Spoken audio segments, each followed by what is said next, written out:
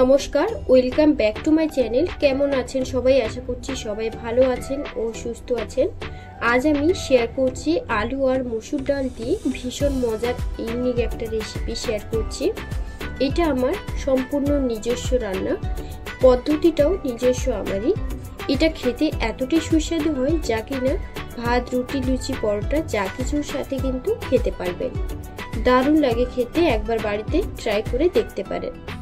বাড়িতে যদি মাছ মাংস না থাকে বা মাছ মাংস খেতে ইচ্ছে না করলে এইভাবে ডাল ও আলু দিয়ে একবার বানিয়ে দেখুন, ভীষণ সুন্দর হয় খেতে। এই এক পদে কিন্তু এক থালা ভাত নিমেষেই শেষ। আপনারা শেষ পর্যন্ত দেখতে থাকুন, আশা করব খুব ভালো লাগবে। তাহলে চলুন দারুণ স্বাদের এই রেসিপিটা শুরু করি। দারুণ স্বাদের এই রেসিপিটা করার জন্য প্রথমে একটা পাত্র নিয়েছি, তার মধ্যে আমি দিয়ে দেব 2 কাপ মসুর ডাল। ওজনে আছে 350 গ্রাম। তো প্রথমে 1 কাপ ডাল দিয়ে দিলাম, তারপর হাফ কাপ দিয়ে দেব। আপনারা ডালের পরিমাণটা কম কিংবা বেশি করে নিতে পারেন। 1 কাপের মতো জল দিয়ে ডালটাকে ভালো করে 2 থেকে 3 বার ধুয়ে নেব। ডালের মধ্যে দেখবেন অনেক সাদা পাউডার থাকে, সেগুলো পরিষ্কার করার জন্য 2 থেকে 3 বার ধুয়ে পরিষ্কার করে নিয়েছি। তারপর 1 কাপ জল দিয়ে 10 মিনিট রেস্টে রেখে দেব। 10 মিনিট পর জল একেবারে শুকিয়ে গেছে। এখন একটা বড় পাত্র নিয়েছি, তার মধ্যে ডালটা প্রথমে আমি দিয়ে দেব।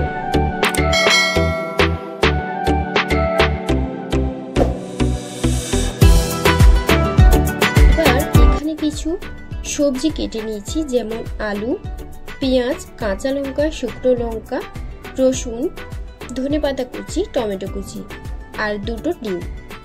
আর নিয়েছি জিরে, ধনে, শুকনো লঙ্কা আর রসুন দিয়ে একটা মশলা বানিয়ে রেখেছিলাম, সেটা নিয়ে নিলাম। এরপর আমি ডালের মধ্যে পরপর করে সবকিছু দিয়ে দেব। প্রথমে আলুগুলো দিয়ে দিচ্ছি, তারপর দিয়ে দেব পেঁয়াজ কুচি, আর দিয়ে দিচ্ছি কাঁচা লঙ্কা কুচি, ধনেপাতা কুচি, লবণ। যে মশলাটা আমি পেস্ট করে রেখেছিলাম সেটা আমি 1 চামচের মতো দিয়ে দেব, আর কিছুটা রেখে দেব, ওটা আমার পরে কাজে লাগবে। তারপর দেব 2 চামচ সরষের তেল। এবার সবকিছু দেওয়ার পর ভালো করে মেখে নেব। তার আগে হলুদ গুঁড়ো দিতে ভুলে গিয়েছিলাম, সেজন্য আমি হাফ চামচের মতো হলুদের গুঁড়ো দিয়ে দেব। এরপর সবকিছু একসাথে ভালো করে মেখে নেব।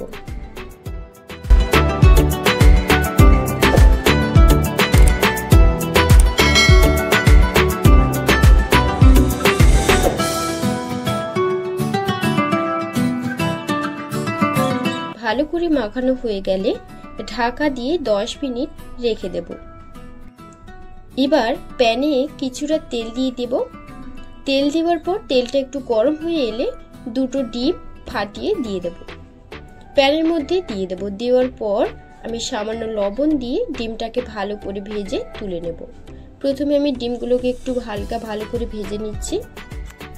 নাড়াচাড়া করে ডিমটাকে ভালো করে ভাজা হয়ে গেছে। দেখুন ডিমটাকে হালকা করে ভেজে নিয়েছি, এবার তুলে নেব। এরপর প্যানে সামান্য তেল দিয়ে দিলাম। দেওয়ার পর ফোড়নে দিয়ে দেব 3টে শুকনো লঙ্কা। লঙ্কাটাকে একটু ভালো করে ভেজে নিচ্ছি। তারপর ফোড়ন থেকে একটা সুন্দর ফ্লেভার গন্ধ বের হলে এবার দিয়ে দেব 1 চামচ রসুন কুচি। রসুনটাকেও ভালো করে একটু ভেজে নেব। এবার দিয়ে দেব কাঁচা লঙ্কা কুচি, পেঁয়াজ কুচি, টমেটো কুচি। তারপর সবকিছু একটু ভালো করে কষিয়ে নেব। কিছুক্ষণ কষানোর পর টমেটো আর পেঁয়াজটা যখন একটু নরম হয়ে আসবে তখন দিয়ে দেব লবণ, হলুদের গুঁড়ো, মশলার পেস্ট। সবকিছু দেওয়ার পর মশলাটাকে একটু কষিয়ে নিয়ে সামান্য জল দিয়ে মশলাটাকে ভালো করে কষিয়ে নেব। জল দেওয়ার পর 2 মিনিটের জন্য লো আঁচে ঢাকা দিয়ে রাখবো, যাতে মশলাটা ভালো করে কষানো হয়ে যায়। তো 2 মিনিট পর ঢাকনা খুলে নিয়ে মশলাটাকে ভালো করে কষিয়ে নেব।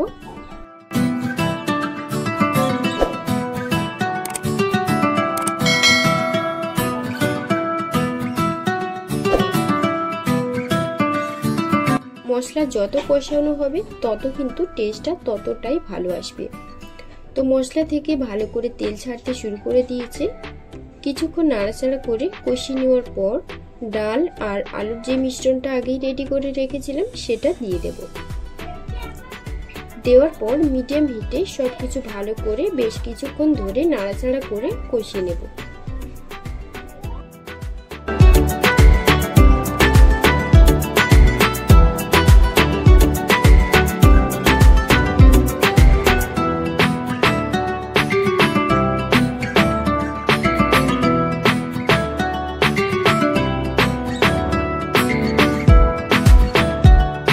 তারপর ঢাকা দিয়ে রেখে দেব 2 মিনিটের জন্য। 2 মিনিট পর এবার ঢাকনা খুলে আবারও কিছুক্ষণের জন্য নাড়াচাড়া করে কষিয়ে নেব। এই রান্নাটাকে দেখতে যেমন লাগছে খেতেও কিন্তু দুর্দান্ত হয়। আপনারা অবশ্যই একবার বাড়িতে ট্রাই করবেন। এবার ডালের মধ্যে মাপ বুঝে জল অ্যাড করে দেব। এখানে 4 কাপের মতো জল দিচ্ছে, আপনারা নিজেদের পরিমাণ বুঝে জল এখানে অ্যাড করে দেবেন। তারপর নাড়াচাড়া করে নিয়ে ঢাকা দিয়ে 10 মিনিটের জন্য রেখে দেব। 10 মিনিট পর ঢাকনা খুলে নিচ্ছি আর তারপর দেখে নেব ডালটা কতটা সেদ্ধ হয়েছে। দেখুন ডালটা রান্না হতে আরো কিছুটা বাকি আছে, তার জন্য আমি 5 মিনিটের জন্য আবারও একটু ঢাকা দিয়ে রেখে দেব, যাতে ডালটা পুরোপুরিভাবে সেদ্ধ হয়ে যায়। 5 মিনিট পর ঢাকনা খুলে নাড়াচাড়া করে নেব আর তারপর আমি ডাল আর আলুটা কিন্তু খুব ভালো করে সেদ্ধ হয়েছে কিনা দেখে নিচ্ছি। একটু নাড়াচাড়া করে দেখে নিচ্ছি। এবার নাবিয়ে নেব। তার আগে আমি কিছু মশলা এখানে দিয়ে দেব। তার জন্য প্রথমে দিয়ে দিচ্ছি কাসুরি মেথি। কাসুরি মেথিটা দেওয়ার পর একটু ভালো করে মিশিয়ে নেব। এই রেসিপির জন্য কাসুরি মেথি কিন্তু দিলে টেস্টটা খুবই ভালো আসে, তবে আপনাদের কাছে যদি না থাকে তাহলে নাও দিতে পারেন, তবে সেক্ষেত্রে তড়কা মশলা দিলেও কিন্তু বেশ ভালো হয়। এবার দেব কয়েকটা চিরা কাঁচা লঙ্কা আর দিয়ে দিচ্ছি 1/2 চা চামচের মতন গরম মশলার গুঁড়ো। তারপর একটু সবকিছু ভালো করে মিশিয়ে নিচ্ছি। মেশানো হয়ে গেলে দিয়ে দেব ভেজে রাখা ডিম আর ধনেপাতা কুচি। প্রথমে আমি ডিমটাকে দিয়ে দিলাম, তারপর ধনেপাতা কুচিটাকে দিয়ে দেব। দেওয়ার পর সবকিছু একসাথে একটু ভালো করে মিশিয়ে নেব। এই অবস্থায় কিন্তু ডালটা এই অবস্থায় আমি নামিয়ে নেব, না হলে ঠান্ডা হলে ডালটা অনেকটাই শুকিয়ে আসবে, তার জন্য এই অবস্থাতেই নামিয়ে নেব। একটা কথা এখানে বলতে পারি, তরকার থেকে কোনো অংশেই কিন্তু কম নয় এই রান্নাটা। বলতে পারেন তরকার থেকে দ্বিগুণ ভালো হয়। তবে তরকা শুধু রুটির সাথেই ভালো হয়, তবে এই রান্নাটা সব কিছুর সাথেই খেতে ভীষণ ভালো হয়। যেমন ভাত, রুটি, লুচি, পরোটা যে কোনো কিছুর সাথে কিন্তু দারুণ লাগবে খেতে।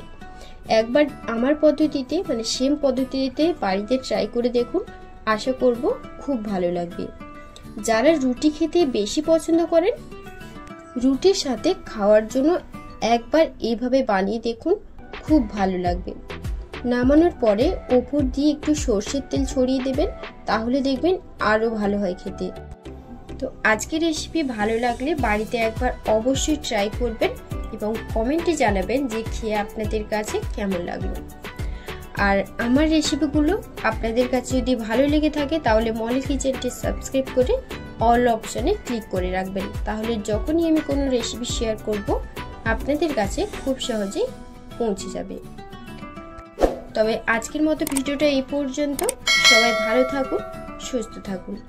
দেখা হচ্ছে পরবর্তী ভিডিওতে। ধন্যবাদ।